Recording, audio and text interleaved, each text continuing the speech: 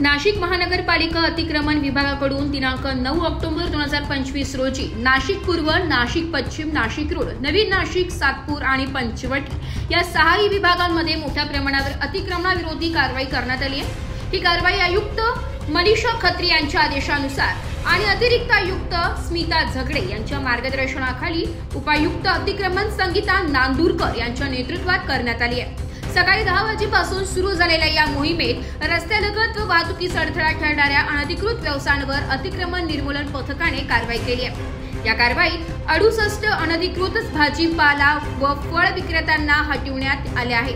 43 अतिक्रमणे निष्कासित करण्यात आली आहे, तसेच 44 बॅनर्स, फ्लेक्स आणि होर्डिंग्स काढून टाकण्यात आले।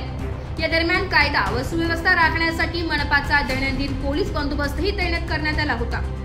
मनपा प्रशासनाने नागरिकांना आवाहन केलंय की त्यांनी स्वतःहून आपली अनधिकृत अतिक्रमणे व परवान्याशिवाय केलेली बांधकामे त्वरित काढून टाकावी, अन्यथा मनपाकडून कठोर कारवाई करण्यात येईल, असे अतिरिक्त आयुक्त स्मिता झगडे यांनी स्पष्ट केले।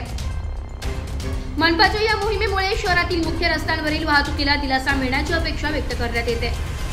ब्युरो रिपोर्ट, नाशिक लोकशाही न्यूज, नाशिक।